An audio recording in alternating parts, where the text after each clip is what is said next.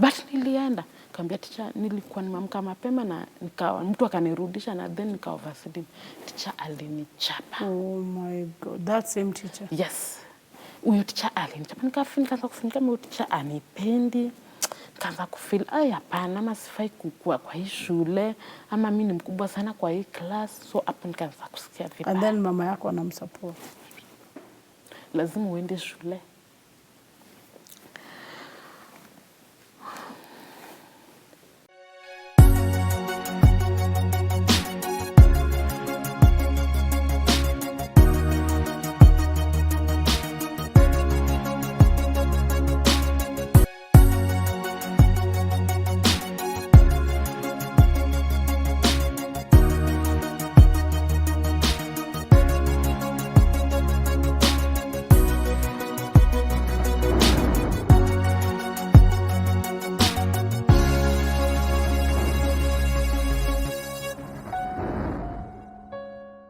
Oh, good evening. How are you, our viewer? It's always a joy to have you on board on the Gorgeous Woman Show. It's a show that empowers women, talks about real stories, real experiences. There is nothing that is stage managed. Everything you see, the emotions, everything is real. And I just want to hail every woman that is courageous enough to always share their story, to encourage others. And that is our main purpose, that you will be inspired, you'll be empowered to be the best you can be. As always, I have a guest. Her name is Rose Adhiambo, and her story is interesting. It's a story of being denied to go to school because you have to become a caregiver to your siblings, though her parents were alive. And of course, having gone through molestation, gone through early motherhood, all name it, a serious series of misfortunes that have followed her. But she has decided to share it with us today. And don't touch that dial. Keep sharing with your friends and family. So my guest Rose Adhiambo. Karibu sana. Asante. Tumefurahi sana kuwa pamoja na wewe. Thank you so much, Reverend, for having me. Yes. So tuambie kwa kifupi, Rose Adhiambo ni nani? My name's Rose Adhiambo, a mother of 3. I'm born again Christian. Great. How old are your children? One is my firstborn is 18 years. Good. Yes. She's doing her Form 4 this year. We wish her all the best and the blessing of God. Thank you so much. My secondborn is 13 years. 13. Yes, and now my lastborn, Lucretia Ivy, she's 5 years. She's 5 years. At PP1, yes. PP1. They are all girls? No, the middle is a boy. A boy? Yes. Okay. Are you married or you're a single mom? I'm separated, so I'm single. Okay. Yeah. For now, that is a story we'll talk about. Yes. But tell me about your siblings, wale mmezaliwa nao, mko wangapi, home ni wapi na ilikuwaje? Okay. I'm a Luo girl. I came from Nyanza, Kisumu County, Kano. But I was born in Mathare, raised in Mathare. Mathare tu ya Nairobi. Mathare tu ya Nairobi, yes. Okay. And we are born 6 children, me being the third born. And the second born died, which we'll talk about him later. And now I'm acting as a second born. You're acting as a second born. Yes. So you're actually not the first born, you were a third born. I'm a third born. Okay. Yes. So what about your faith? Were you introduced to church when you were young? Not really. My mom used to go to this Rome Salaba church. So once in a while, we'll just go to enjoy, just kupiga makofi na kurukaruka na kuvaa hizo kanzo. Yes, but they were fun. Mkiwa watoto. Yes, it was fun.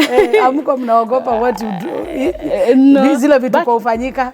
But sometimes inafika kwa hiyo point hizo vitu zinafanyikanga like some mtu roho imemshika na then tutakuwa tuna idle, but at the end of it we laugh. Yeah, of course watoto they have fun. Yes, but hatukuwa tunaenda church ati Sunday lazima you go to church in the morning. Lazima Sunday uende church. It was maybe when uambie mama leo nataka kwenda church because you want to go to laugh, to enjoy kupiga makofi na kuvaa hiyo kanzu. And what of your father? No, my father was not going to church, but again hakuwa anatumia alcohol. I think that church angeenda tu mara moja. Yes. Great. Yes. So kulingana na mahali umetuambia mlilelewa, it means that mulikuwa na challenges tu za kipesa, za nini. Yes, tell us more about that. So tulilelewa hapo Mathare, Mathare 4A, and that time Mathare ilikuwa Mathare si Mathare ya saizi. Mathare yenye ukitoka kwa mlango hapo nje kuna kamtaro, so lazima hapo ndio mtakojolea, hapo ndio sometimes usiku mtaenda choo, ama kulikuwa na mahali panaitwa Adharai usiku, of course huwezi enda, but mchana unaweza enda, but usiku huwezi enda because of the security. So ndio wakati kulikuwa na flying toilet. Yes. So unatumia paper bag. Unatumia paper bag, unakunywa, alafu utarusha mali itaenda iende tu, ni sawa, hata kama itaenda kwa mlango ya mtu ni sawa tu. Wow. So it was that. Kulikuwa na kufight in between homes sana. Ama mlikuwa mnaishi tu na amani na neighbors? Tulikuwa tu tuko sawa kwa sababu kenye tunafanya ndio kenye pia hao wanafanyanga. So ukipata maybe tutafagia tu iende mali itaenda, maybe iende mpaka kwa Nairobi River kufagia, but hatukuwa tunafagianga pia, siwezi sema sana. Na mlikuwa mnagonjeka juu ya kukosa maji nini? Mlikuwa tu sawa? Tulikuwa tu sawa kabisa. Hatukuwa by the hatukuwa hata gonjeka mtu ameara kwa sababu ya environment ni chafu. Hatukuwa. We thank God for the grace and favor. Wow, what a story from Rosa Adhiambo. That is just the beginning of what her story has in store. I tell you, it's a story that you can't touch that. You need to listen to it to get inspired and to let you know that God is not done with you yet. See you after the break.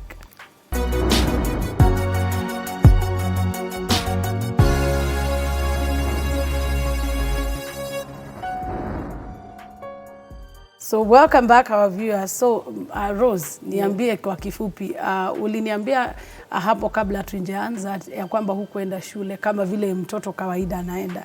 So kulikuwa hakuna shule ama shida, hitirafu ilikuwa nini? Okay, as I told you, we were 6 of us children, and when we were growing, mom alisema firstborn and secondborn. Now our firstborn and secondborn and our fourthborn waende shule, because tukianza kugrow nikiwa around kitu kama 7 years, tulikuwa mtoto mwingine alizaliwa, na the last born Joseph Otieno alikuwa amezaliwa. So mom kumzaa after kitu kama 3 months, nikabidi mimi sasa nibaki na mtoto. Kumbuka sijawahi ienda shule, I've never gone to school, and now mama akasema, mama alikuwa anafanya kazi ya marketi, anaenda marketi atafute mboga, and then auze marketi, and then anakuja kitu saa 9, saa 10, saa 11. So mimi nilikuwa nimeambiwa kwa sababu nao mimi ndio nakaa mkubwa at least kidogo, wale wengine wakubwa waendange shule, and then me being the middle, at least naweza take care of our young. Na wale wengine walikuwa wameanza shule kama nursery school nini? Walikuwa wameanza. Wewe haukuanza? Mimi sikuanza. So mimi niliachwa niangalie mtoto wetu. Will you feel different?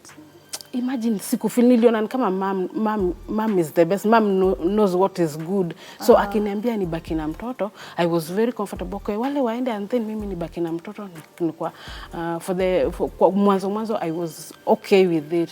But now it fika a point where now nikaanza kuona my age mate, juu wakati nilikuwa naachwa na mtoto, nilikuwa naachwa na my brother, our last born brother.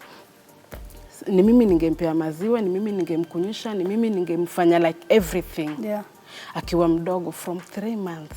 Ukiwa 7 years? Nikiwa 7 years. So ningembeba, akilala ndarumrudisha kwa kitanda, akilala ndaka nje. Nikikaa nje, kenye nilikuwa nafanyanga nilikuwa nashona bag hizi za uzi za kubeba. So nilikuwa nashona bag, nikisema nikianza kwenda shule, hii bag ndio ndaanza kwenda nayo shule. Wow. I thank God nilishona hiyo bag mpaka ikaisha, but nikaanza kuona nikienda nikigrow naona management wakitoka shule, they are very happy, wanakuja na wanatoka shule. Some of them wako wanavaa uniform, walikuwa wanavaa nguo za home, but wanatoka shule. So nikaanza kutamani kufanya nini? Kwenda shule.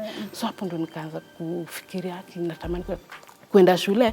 But now what I will do, I was asking my neighbors, my friend, where do you go to school? They will tell me, we go to St. Perry's School. Oh, can I come to that school? Yes. I remember for the first time I told my mom, even me now I want to go to school. Now kijana alikuwa ameanza sasa kutambaa, at least sasa anashikashika vitu, anajaribu kutembea. But mom said, no, wacha kwanza brother kwa akue mkubwa. Remember that my firstborn, secondborn and fourthborn wako shule. So mimi niko hapo na the last born. And then wakati nilikaa tu for a while, I think it was only like 3 months, I decided no. Mama ametoka asubuhi 6, dada ametoka asubuhi 11, wameenda job, nimebaki na mtoto. I napped the baby, nikamnap na nikamfunga kwa mgongo, nikamwambia today we are going to school, my brother. Nikamfunga kwa mgongo.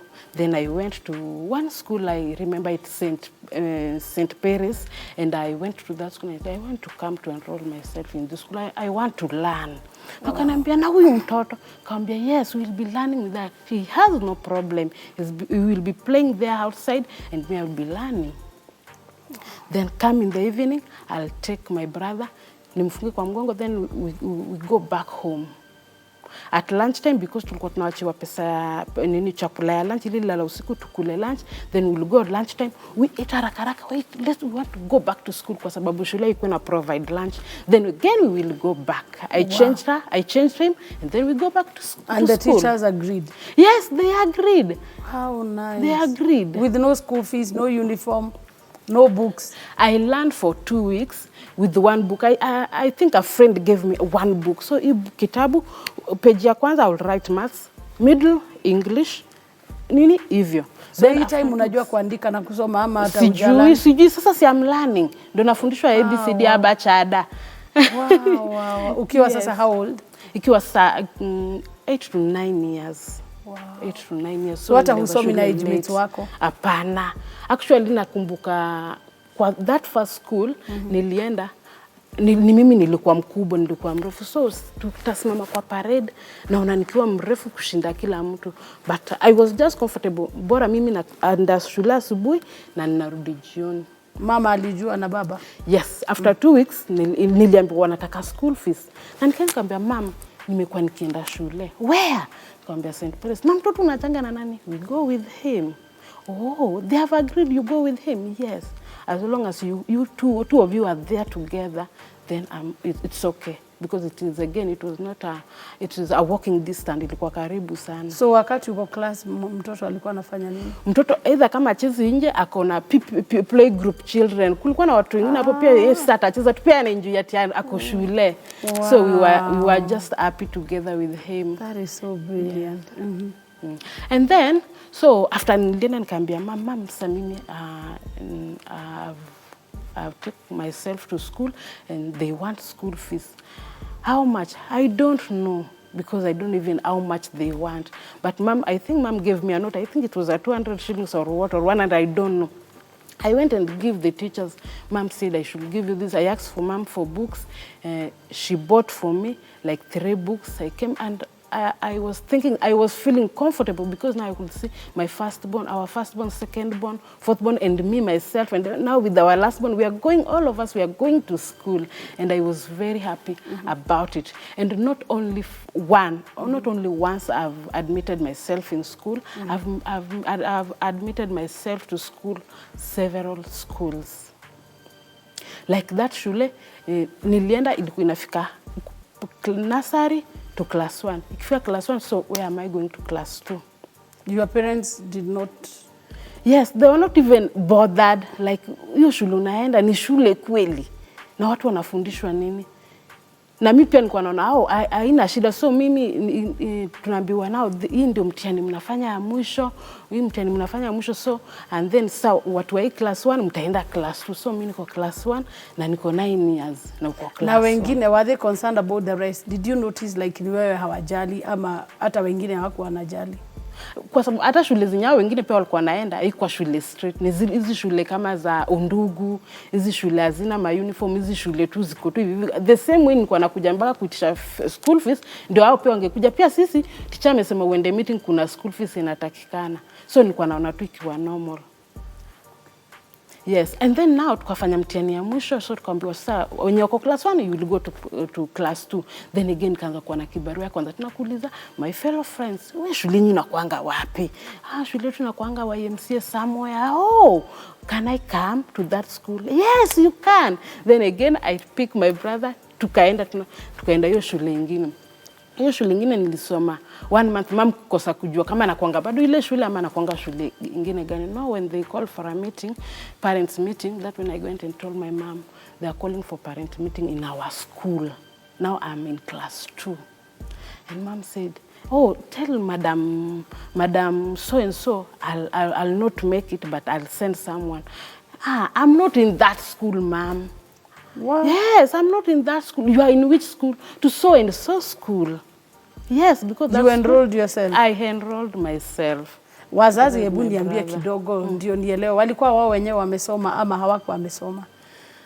Dada alituambia alifika class 7 okay. During enzi zao, but nafikiria wazazi walikuwa wanaona tu bora they give you shelter, they give you food and clothes, then the rest was not important. Okay. For them. Yes. And then even though venye ninge survive, nikaenda another class still with my brother, because mom said mali niko bora nikuwe na nani? My brother. Are you still close today? Yes, very close. Actually, my last one brother. The one you are taking care of. Yes, we are good friends. Unawambia wewe ndio mama yake. He knows. Hata anasemanga hivi, anasemanga I've known you as my mother. Wow. Yes, and along as happened, we are like this, and I always see him like my son. Wow. Because yeye ndio nilianza kumlea. Yes. Wow, what a blessing. Yes. Now nikaanza kwenda shule hivyo, I remember that kwa nyumba yetu tulikuwa na nyumba, mama na dad wanalala kwa bed, and then sisi tunalala hapa chini. The 6 of us tunalala hapo chini kwa floor.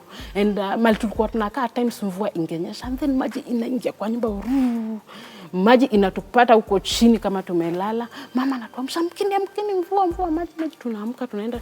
Kulikuwa na ka primary ka kindergarten school there, tungepelekwa hapo then tukeshe hapo kwa sababu sasa maji imejaa kwa nyumba.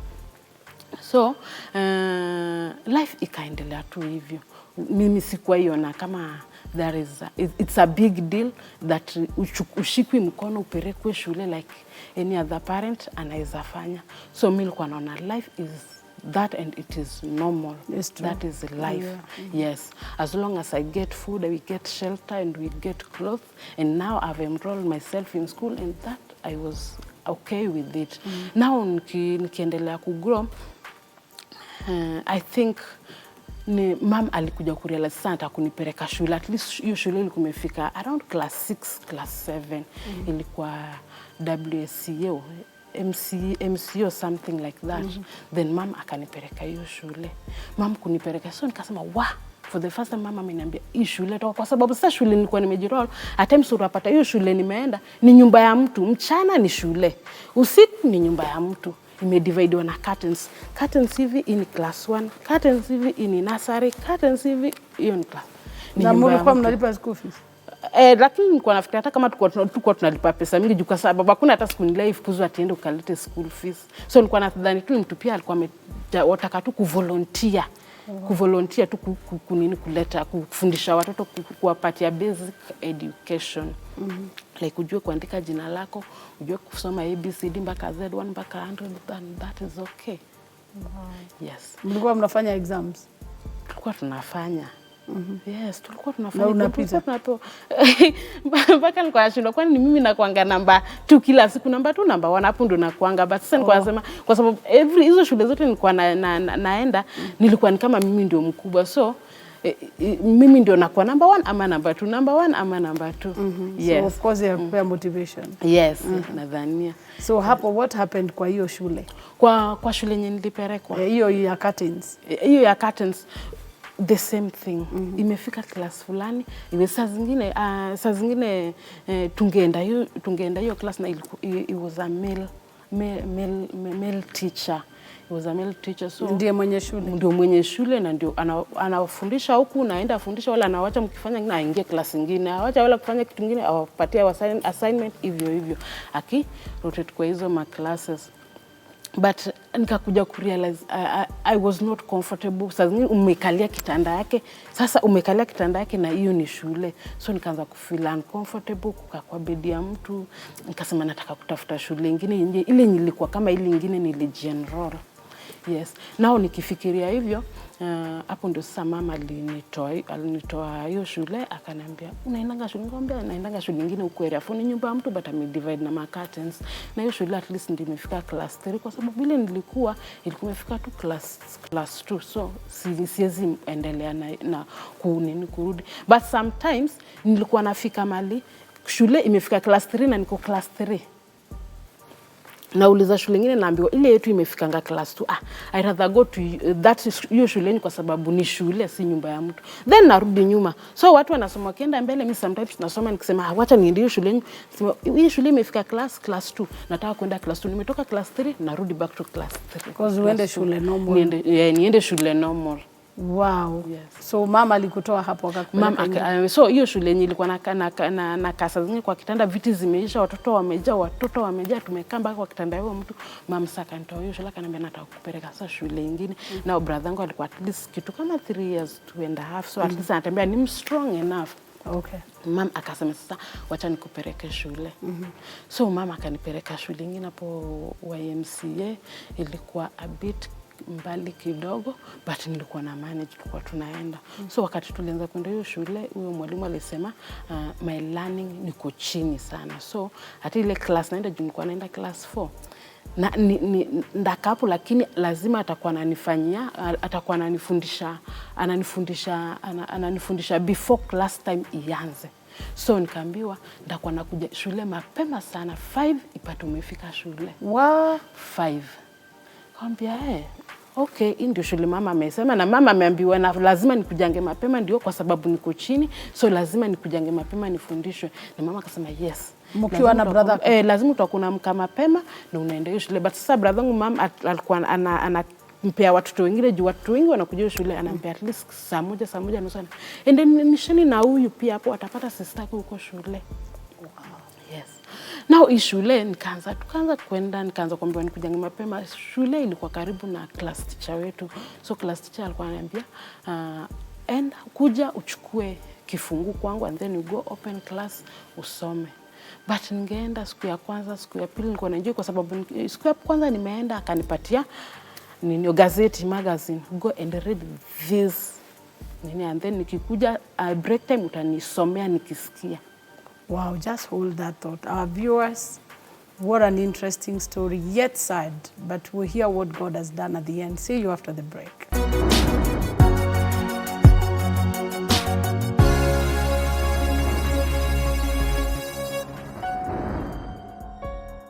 So welcome back, our viewer. My guest is Adhiambo. Make sure that you share with your friends and family.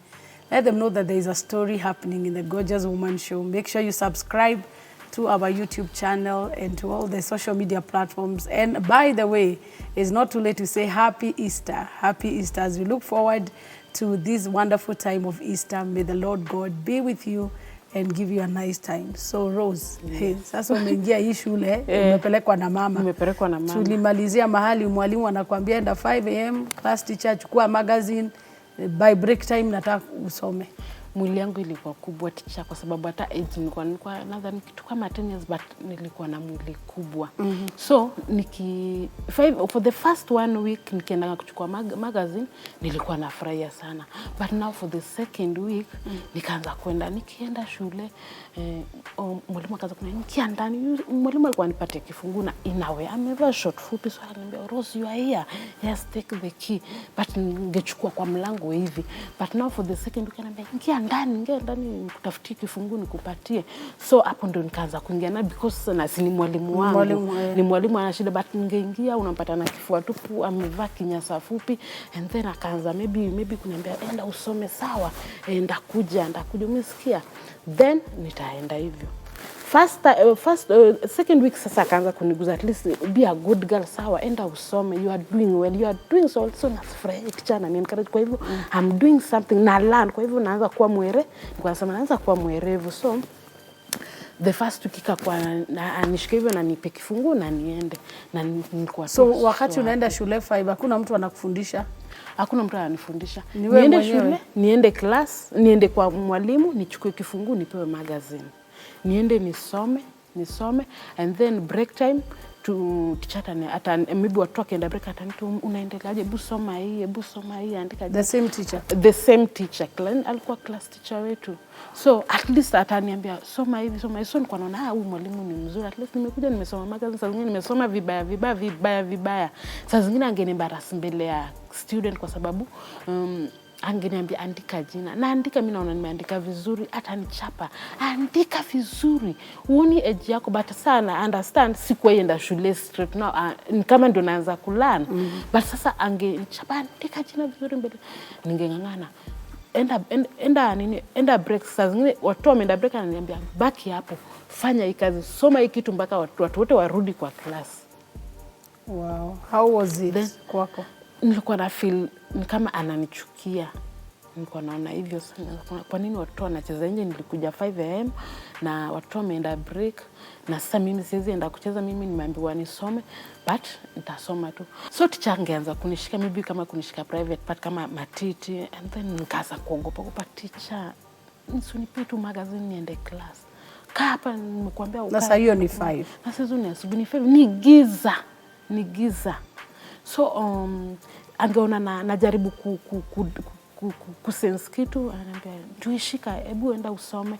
So ikawa inaendelea hivyo, nikaanza kufeel uncomfortable kwenda kwa teacher, kwa sababu sasa nikifika kuna time angeanza kunigrab na nguvu. Nakumbuka kuna siku alinigrab na nguvu, kunigrab na nguvu, na nikashout kusema, alinipiga kofi. Wow. Chukua kifungu, enda class ukasome, mjinga. Even age yako ikubali hiyo class yenye uko. Kaanza kusikia vibaya, and then nikaenda to class. But you confined with your parents? Nilienda. Kaambia mama shule naendanga mapema, lakini teacher mimi sipendi hiyo shule. Akaniambia hapana, hiyo shule ndio mzuri, unaona tangu ende hiyo shule sasa unajua at least una improve. Hiyo shule ndio utaenda. Usijaribu kusema utaki hiyo shule. Si uko comfortable. Nikienda kwa huyo mwalimu kuchukua kifungu, sometimes ananikalisha kwanza kwake. Hapana, mind yako, you have a evil mind. Hapana, wewe enda shule, utakuwa unaenda hiyo masaa teacher amesema. So ningeenda.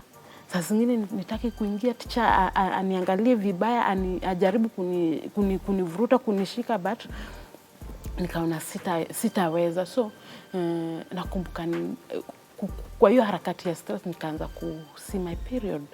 So nikaanza kuogopa, so hii ni kama ni dhambi, ni maybe juu yote teacher alinishika matiti, because hakuna mtu amekuambia. Hakuna mtu ameniambia at this age utaanza experience these changes on your body. So nikaanza kusema nimefanya dhambi. Sasa nitakuwa mgeni wa nani? Nakumbuka hiyo siku yenye nilifaa kwenda shule, kesho nilienda tu nikatembea around, sikuenda shule kwa sababu naenda period. Sijui kama watu wanatumianga pads, sijui nini nafaa kufanya ndio stop, sijui. So mimi nafikiria nimefanya kitu mbaya, kwa nini damu inanitoka? Then mamangu ajaniambia, hakuna mtu ashaniambia anything. So kuna siku nilimtembea tu around, nikarudi kwa nyumba. Then kulikuwa na a neighbor friend, male friend. Takaniambia, leo kwani hujaenda shule? Nikamwambia yes, sijaenda, niko tu hapa. Kwa nini hujaenda shule? Nikamwambia no, sisikii kuenda shule leo, sisikii. But alikuwa very close friend, so angeniambia ni lazima kuwe na kitu inakusumbua. And then nikikumbuka back then kulikuwa na tukigrow, kulikuwa na friends, mtu angekuja na pills hizo za kumeza za family planning. So nikaanza kukumbuka kama nafaa kumeza hizo pills ndio zisitopishe damu. So nikizishika hivi nikiangalia, I think that ndio huyo male friend aliingia akaniambia, nini hizo umehold kwa mkono yako? Nikamwambia hizi ni vitu zingine nimepewa na a friend of mine, ladies wanazitumia. Nikamwambia no, hii hufai kutumia. Hii ni wenye wako married na wenye wako na watoto ndio wanatumia. Hii ukitumia utawaipata mtoto kwa maisha yako. Then nikashtuka, nikatupa, now who will help me? So nikamwambia nani atanisaidia? Sasa nafaa kufanya nini? So ni ndio niliopen up na yeye. A man older than you? Yes, he was older than me, like more than 5 years older than me. Yes, so yeye ndio nilimwambia, kuna kitu na experience, nilikuwa nafikiria hiyo kitu inaweza nisaidia. So juu nimechukua vitambaa, nimekatakata manguo, nimejinap nazo, juu sijui kama mtu anafaa, sijaiona hata pad na macho yangu, so sikuwa najua. Then akanienda akaniambia hapana, ukiwa unaona hizo kuna vitu mtu hutumia. Na hizo vitu zinauzwa, zinaitwa parts, lakini zinauzwa wapi? Zinauzwa kwa duka. Maybe utaambia mamako akubaie. So akaniambia hivyo, but nikaogopa kwa mamangu alikuwa mkali, kwa sababu ungepatikana tu umefanya hata makosa kidogo hivi angekuchapa kama nyoka. So nilikuwa naogopa, nikiambia mamangu natoka damu atanipiga. Nimefanya nini ndio nianze kutoka damu? So after 3 days nadhani kujinap tu damu iliisha. Nilimaliza period zangu, then nika go back to school. Kwenda back to school 3 days sijaenda shule. Ile kuchapwa, nilichapwa na huyo mwalimu. Nilichapwa, akanichapa vile, nikarudi kama mikono zimefura. Alinichapa huko, akanichapa, nikarudi kama mkono hata siwezi andika, imefura. Nikamwambia mama, mkono zimefura. Akaniambia umefanya nini? Nikamwambia for 3 days sijakuwa nikienda shule, sikuwa nasikia vizuri. Na kwa nini kusema usikie vizuri? Nilikuwa naogopa. So nilimwambia, sikumwambia hata mambo ya damu, nikamwambia then sasa nimechapwa kwa sababu ya kukosa kwenda shule. Naona mikono zimefura. Akaniambia tena kesho utaenda shule uchapwe tena vizuri. Lazima uende shule, kwa nini unakosa kwenda shule? Lazima uende shule. So nafikiri after hiyo kuchapwa, the next day nilikuwa nafaa kwenda shule, nafaa kwenda shule 5 asubuhi. Juu ya kuogopa niliamka mapema. Nilikuwa nimeamka saa 9.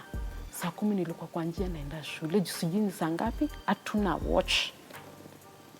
Mamangu na babangu nimewacha wakilala. Nimeamka nimevaa nguo juu uji tulikuwa tunapewa shule na lunch. So nikaamka, nikatembea, sioni watu watembea. Na leo ni giza sana, leo watu wataanza kutembea saa ngapi? Then leo ni kama teacher atafurahi na mimi juu nimeenda at least mapema vizuri, hakuna watu natembea. Na then nikutana na mama mmoja mahali somewhere very dangerous, ni daraja, lazima uvuke daraja ndio uende ngambo nyingine ya shule. Msichana unaenda wapi? Mwambia naenda shule. Sai, hapana, rudi kwa nyumba ulale. Umejua ni saa ngapi? Nikamwambia sijui. Kaniambia ni saa 9:30. Rudi. Nilikimbia nikarudi kwa nyumba. Kurudi kwa nyumba, mama akashtuka, akasema nini baba? Nini nakukimbiza? Nikamwambia nilikuwa nimeenda shule. Sai, nikamwambia nilikuwa nimeenda shule. Na nimeambiwa ni bado asubuhi hajafika, nirudi nilale. Kaniambia sai ni mapema sana, lala kwanza kidogo. Kwenda kulala. Nilala, mama wangu akaamka, wakaenda markiti, nikaachwa nikashtukia nimelala, nimeamka 7. Kuamka 7 nataka kuanza kwenda shule 8. Hapo ndo sasa nilianza kushika kichwa, nitaenda shule 8 nikikumbuka mwalimu vinya atanitandika. But nilienda, nikamwambia teacher nilikuwa nimeamka mapema na nikawa mtu akanirudisha, na then nikawa varsity. Teacher alinichapa. Oh my God, that same teacher. Yes. Huyo teacher alinichapa. Nikaanza kufikiria kama huyo teacher anipendi. Kaanza kufeel hapana, ama sifai kukua kwa hii shule, ama mimi ni mkubwa sana kwa hii class. So hapo nikaanza kusikia vibaya. And then mama yako anamsupport. Lazima uende shule.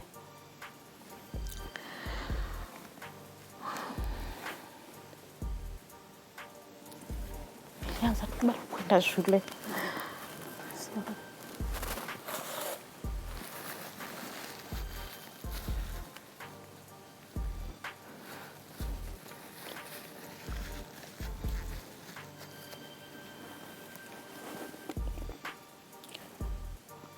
Kuchapwa, bado ningesema hapana, mama amesema lazima niende shule. But ningeenda, kuna siku nilienda shule na mwalimu akanibeba kwa kitanda, akaniambia wewe ni msichana mkubwa, hata hufai kwa shule. Wewe unafaa kuwa kwa nyumba ya mtu. So nikaanza kusema, unamaanisha nini teacher, umeniweka kwa kitanda? Kaniambia ndakupiga, kaa pole pole. So nikama kataka kunirape, nika scream, akanisukuma nje na akanitupia kifungu na magazine nje. Nikaanza kufeel hapana, sitaendelea kwenda na shule kwa sababu nikienda nisitaki kwa mama na support teacher. And where is your dad kwa hii mambo yote? Dad ako, but shule ni mama anafaa kujua mmeenda shule. So hungeambia your dad? Hamkuwa close? Hatukuwa close. Singeambia my dad. So I think the second time nilianza tena witness kuna period, that's when now my second born brother na mkubwa wangu akaniambia umechikuja, nikamwambia I'm experiencing some things, nikamwambia I'm seeing some periods. Nikamwambia that is normal. tutakuwa unafanya ende waambie mom akupatie pesa uende umake kitu inaitwa pasta. Nikamwambia mimi naogopa mom. Ni yeye alienda kanibaia. Kaniletea kaniambia but nimekuletea but sasa sijui venye zinatumika. Nisikenga watu watumia but yes. My elder brother kaniambia but sijui venye zinatumika. Sasa nikaanza sikusiangalia. Sasa hizo zinatumika ngaje? Mimi nikakimbia kwa that male friend. Nimebaiwa hizi ni mzuri kutumia kwa mtu mwenye jaza ama hizi pia ni mbaya. Kaniambia hizi sasa ni mzuri. Hizi utakuwa sasa ndio kanifundisha hizi ndio venye utakuwa unaweka. Lakini brother wangu alinibaia mara moja. Hizi siku zingine nikienda period nani ananibaia? Hakuna justa brother wangu pia ni mtu ako shule hata yajui inafaa kutumika nini na inasaidia na nini. So nikawa tu hivyo nitumie vitu zenye najua. Wacha niache na pads sijui kutuzitumia. Wacha nitumie vitu zenye najua. Pads zimeisha. Ndatumia tu manguo lesson katika nguo zangu then I use my clothes. So did this teacher ever manage to molest you? No. Kunishika na nikapiga nduru na kanipiga na kanitoa nje. Hivyo ndio venye sikuwa irudi shule. So ulirudi shule gani sasa? Sikuwa irudi shule. Kitu nilifanya nilifind tena friend Lucy mama Ashley alikuwa anaenda shule nyingine hapo inaitwa Genesis. So hii shule ilikuwa na a full school uniform ya kalapapo. Kaambia aki Lucy unaenda shule gani? Akaniambia Mathare North, shule yetu inaitwa Genesis. Na by the pastor headmaster wetu ni pastor. Sema pastor hiyo shule ndio nataka kuona. Naweza kuja hiyo shule? Akaniambia Then nikahamisha tena brother wangu shule tuende tumepata shule nyingine. Shule toka tunapiga shule mzuri. Huyo mwenye shule ni pastor. So nikamchukua tena nikaenda naye kwa hiyo shule nyingine. Watu kwa admission nikasema nataka admit myself nataka kuingia class kwa hii shule. Kaniambia sawa. Ingia kwa shule. Nikamwambia but nikombaka na brother wangu atakuwa anaweza ingia kwa shule ya wale watoto wadogo wachezange pia hapo. So at that time nadhani nilikuwa class 6 sasa. Na alikubali. Akakubali. Bila school fees. Bila school fees. Sasa nikamwambia mimi shule nilikuwa nimetoka hiyo shule kwa sababu hiyo shule teacher ananichapanga anasema niende 5 and so unaona mimi sitaki hiyo shule. Kaniambia ingia tu hiyo shule. Alikubali tu niende hiyo shule. Then nikiendelea kuendelea na hiyo shule then hapo ndio sonka this friend of mine, a male friend of mine akateka advantage of me. Huyu mwenye alikuwa anakuelezea mambo ya pads. Yes, huyu mwenye alikuwa ananiambia usitumie pills hivyo then nikapata mimba.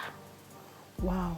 Our viewer, the story is taking another turn, but we thank God for Rose for having the courage to share such intimate things about her life. See you after the break.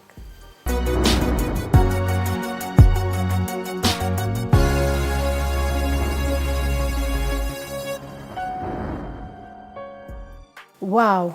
So ilifanyikaje? I'm here. Afra ameniambia I love you. Wewe ni mzuri, wewe tutatembea na wewe and things happen. Did he do it by force or had you already now fallen in love with him? So you had let your guard down or he did it was a rape? It was like a rape kwa sababu sasa aliniforce kwa nimeumia. But utazoea tu pole pole. Utazoea tu me I'm your close friend, I'm your friend. And hiyo tu na hiyo siku moja then nikapata kumbe pregnant nikapata niko na mimba. I didn't know that I'm pregnant. So how old are you now? I was 14 years. So nikaenda shule tu kama watoto wengine and then sikuwa na uniform kwa sababu shule ilikuwa inavaa papo na ukiangalia kutoka chini mpaka huko mwisho watu wote wamevaa school uniforms. Then mimi sina school uniform. I remember my elder sister's school uniform ya yellow. Alikuwa sasa wao washatolewa hiyo shule nyingine wapelekwa shule nyingine nzuri Thika Road St Benedict. Yeye na my second born brother. So they were being treated differently. Yeah, so hao sasa wakapelekwa shule nyingine tena. Shule nyingine hapo St Benedict shule mzuri wamevaa uniform ya yellow, uniform smart. So mimi sikuwa experience. Hata hii shule bado nilikuwa nimeenda hii yenye mama alinipeleka bado sikushonewa uniform. And now shule nimejipeleka pia watu wamevaa uniform, school uniform, very beautiful. Pap, mimi sina uniform. So nikakuja nikamwambia mama, mimi nilitoka ile shule na nimeenda shule nyingine na tuko bado na brother wangu hapa. Akaniambia, umeamua kwenda hiyo? Hiyo ni mzuri, hiyo uko comfortable. Nikamwambia, kasema sawa. Then nikamwambia but sina uniform. Akaniambia akanipa yellow. So na imagine yellow kama hiyo nyume umevaa teacher, pastor na reverend na the whole school wamevaa purple, but I was comfortable nimevaa kitu inaitwa uniform. So ningevaa nichukue rabasi za mama nivae, then niende shule na brother wangu. Na sikuwa naona kwa nini sijanunua, bora tu nimevaa kitu inaitwa uniform, ni yellow, iko na white, iko na collar na rabasi za mama. Then life ndanunuliwa bora niko na I can't even ni 2080s 90s nadhani ma 90 something. Okay. Kwa sababu mtoto wangu nilipata 203. Okay. 203. So nikaamua kuenda hiyo shule na uniform. Nilikuwa very excited kwa sababu asubuhi nikitembea kwa barabara nimevaa uniform like any other children. Like how watu wengine pia wamevaa uniform. Nilikuwa very comfortable, but ningeenda unimagine yellow na purple inashoto ukisimama, ukikasimama wapi wewe ndio utaonekana. So now after now this guy took advantage of you and you got pregnant. At what point did you know you were pregnant? 6 months. Bado nilikuwa narukaruka, nilikuwa nacheza na niko na mimba. Nimesema mwili wangu ulikuwa kubwa, so I didn't know kama niko pregnant. Zile periods sionangi, so mimi ningecheza ni rukeruka kama watoto wengine and I'm pregnant na sijui. At some point ningesimama kwa parade, naanza kusikia kizunguzungu na faint. Nitachukuliwa niende nipulizwe niamke, niendelee tu kuendelea na shule mpaka 6 months. Then nadhani hapo ndio sasa mama alisema, mama nadhani sasa neighbors ndio huyu mtoto anaenda shule ni kama kuna venye ameanguka mahali. Mimi sijui. I remember mom telling me, come here Rose, are you pregnant? We are pregnant. Pregnant how? Pregnant women tumbo zao zinaonekananga. Me I can't see my stomach. Sioni kama niko na mimba. I'm not pregnant. You are pregnant. I'm not. Where? I'm not a grown up woman. I'm not pregnant. Nisa nimetoa wapi? Then mama kanambia lala hapa. Then mama kuna wakati alikuwa anashikanga mama wenye wako na mimba sometimes wakuwa kukuarua yao kuashika tumbo. So mama kanambia hebu lala hapa. Nikalala, then mama kanishika kanambia Shemon, you are pregnant. Hey. It was news for you. Mimi unanishtua. Mimi sasa kama niko na mimba basi mimi sijui kama niko na mimba. But anyway, mimi sasa sijui kwani niko na mimba haji. Mtu anashikanga mimba haji. Toka hapa enda nje. Unaniuliza nini? Usha mess up your life. Na kesho nisikuwa ukienda shule. Usiende shule uko na mimba utazaa mtoto. So ulizalia home. How was the journey after walipojua alikuwa anakuchapa ama alikutreat vizuri? After kujua niko na mimba akaniambia bado hataki niambia niko na mimba, bado hapo nje kucheza katolo blada, bado ningerukaruka nyimi sijui kama niko na mimba. Bado ningerukaruka blada. Utaumia nini unachezanga huko nyuma? Nafaa kufanya nini? Naona ejimeti wangu akirukaruka blada, nilikuwa napenda kucheza. So ningecheza bado katolo brikicho nini, wachana na hizo mchezo. Uko na mimba na utaanguka na utaumia. Nikae pole. Kaa pole. Ungoje uzae kwanza. Then hapo ndo nikaanza kukaa. So mom hakuwa anajua hata ni how old my pregnant was. Yeye alikuwa anafikiria ndio imeanza, kumbe it was 6 months. So hata hiyo wakati nikicheza niko karibu ku give birth na sisi hata. So hata kupeleka clinic. Alinipeleka clinic na then nilienda tu mara 2 na nikazaa mtoto. Kwa sababu nilienda clinic, aliniambia kesho uamke uende clinic, na clinic mtu anaendanga na dress, uvae dress uende nayo clinic. Then nikaenda clinic, nikarudi after 2 months nikaanza kusikia uchungu kwa tumbo. Mama nasikia uchungu. Nikakwambia mama nasikia uchungu kwa tumbo. Akaniambia ni nini sasa, hizo ni vitu zenye ulijitafutia peke yako? Nikamwambia wewe sasa nitafuta wapi? Sasa hii iliingia na wapi? Sasa nitafanya nini? Mama akaniambia hapana, unasikiaje? Nasikia nikiumwa na tumbo. So a friend of mine je na yeye pia alikuwa ashazaa. By then sikuwa naona tena ikiwa ni kitu kubwa basi kwa na mtoto, kwa sababu a friend of mine ni mdogo kama mimi na yeye pia alishazaa mbele yangu 1 year. Mtoto wake alikuwa 1 year older than mine. So nikaamua, nikamwambia nasikia hivi, akaniambia hapana, kuja nikupeleke kwa mkunga. Then akanipeleka kwa mkunga, kunipeleka kwa mkunga. Mkunga akasema na uko karibu kuzaa. Hata si mama yako? Si mama yangu, a friend alinipeleka. So ndio huyo friend akaambiwa aende waambie mama yake kama kwa nyumba akuje. So mama alikam na akaambiwa huyu ni msichana wako na ni kama anataka karibu kujifungua, anafaa kujifungua leo. Ile kumwanauma mama aliweka tu uso kwa dirisha kaniambia, Maro, nilikuwa nashtua jina au Maro, acha nikwambie, mali ilingilia ndio itatokea. Jua hata haujui. Yaani unafaa kuzaa leo. Mimi nilikuwa najua ndio mimba yako iko miezi 2, miezi 3. Akaniambia hapana, huyu mtoto ni mkubwa kwetu, huyu anazaa leo. Aliniambia mali ilingilia ndio itatoka. Wait there and see. Okay. Niliuma na nikazaa. Nikapata mtoto kule, aliniambia mali ilingilia ndio, so mali tulitumia ndio mtoto alitokea. Then kuja in the evening akanitoa tukaenda home. So kwenda home ikawa sizi lala home. So nika tafutiwa kwa nyumba. Kulikuwa na watchman around the school, kulikuwa na shule nyingine kindergarten hapo. So tukatafutiwa nyumba yake.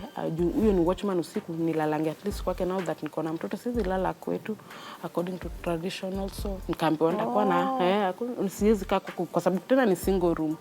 Tumekuwa tukilala chini si wote. So nikaambiwa umetafutiwa kwa huyo watchman, utakuwa unalala huko na huyo mtoto wako. So mtakuwa mnakuja mnakula huko and then mnaenda mnalala. So hivyo ndio venye nilianza. So nikawa nikienda kulala kwa hiyo nyumba, mtoto akakuwa mkubwa, mtoto akaanza kuwa mkubwa kitu kama 3 months, 6 months. Ulirudi shule? Sikurudi. So juu ya wakati sasa uliolewa sasa after mtoto? Sikuolewa. Life ilikuwa mzuri kwa sababu huko kwenye nilikuwa natafutiwa malipa kulala pia ilikuwa ni shida, kwa sababu huyu mtu at times angekuja usiku anataka tena kukushika usiku. Uko na mtoto, wewe ni mtoto pia bado, na huyu mtu pia anataka ku take advantage of you. So nililala kwingi, niliona hapa huyu ananishika niame na mtoto wangu nitafute mahali pa kulala, kwa sababu nao mama anasema nilishakutafutia hapo ukiharibu mahali pa kulala utaenda kulala wapi? Na baba ya mtoto? Baba mtoto yuko. Baba mtoto hata wakati nilikuja nikamwambia nimeambiwa niko na mimba. It's okay. Wewe pata mtoto then tutalea mtoto. Alilea? Tutalea mtoto. Alilea wapi? Sasa kununua tu vitu 2-3 za the first month, labda kununulia mtoto nguo kwa sababu food si mnapewa kwa nyumba yenu. Maybe vitu kama nguo za mtoto mara 2-3 and then it was me and my daughter. Wow. So tumeendelea hivyo nadhani sasa mtoto akifika kitu kama 8-6 months hapo, auntie yangu mwingine alikuja akaniletea mwanaume, so nafaa kuolewa kwa sababu according to them they know that now mtoto you can't raise a child without a father.